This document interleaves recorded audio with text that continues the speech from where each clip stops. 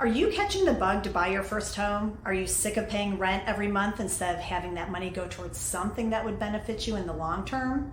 In this 4-part video series, I'm going to provide you with the most important things you need to consider before dipping your toe in this crazy frenzy called the local real estate market. Hi, I'm Kelly Grimsdale, a full-time realtor and part-time historic home restoration specialist whose heart has always been in the more historic areas of Tampa. My specialty has been working with first-time homebuyers interested in buying in the Ybor area and the surrounding urban core. Stay tuned until the end when I show you some of the more extreme before and after pictures of the various projects Terry and I have worked on when fully restoring our Craftsman Bungalow.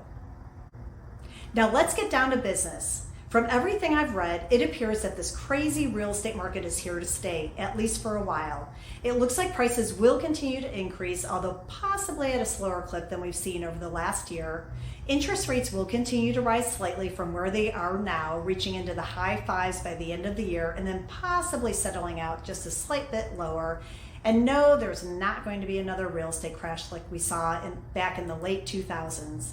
Things are very different this time around, with the mortgage parameters still pretty tight, and people don't seem to be using their home's equity as if it were a change purse like they did in the lead up to the last housing crash.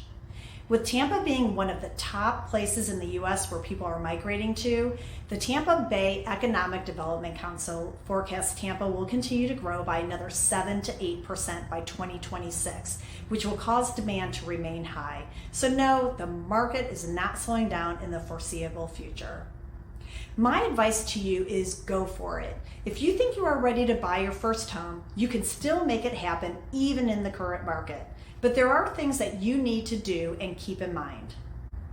The first must-do in any market is to get pre-approved by a lender. This process will let you know what monthly payment or loan amount a lender will approve you for, as well as let you know if there are any items on your credit report that first need to be addressed. Ask your friends and family if they've worked with someone they felt comfortable with, or ask your realtor for referrals. There are many options available for financing. You can use a bank or a credit union, a mortgage lender who lends their own funds, or a mortgage broker who works with several lenders and can choose the best mortgage that fits your situation. Take the time to find what works best for you. This is most likely going to be the biggest purchase of your life to date, and trust me, you want to feel comfortable with whoever is financing this purchase. My experience is that at the end of the day, unless a special program is being offered, like a portion of your closing costs being paid by the lender or no private mortgage insurance fees being charged, you will end up paying about the same amount in fees and in the interest rate across the available options. Join me next week when I share more advice to help you be prepared for the current housing market, or watch the video here. And now here are some of the before and after pictures of our house, which was taken down to the studs inside and out, a project not for the faint-hearted.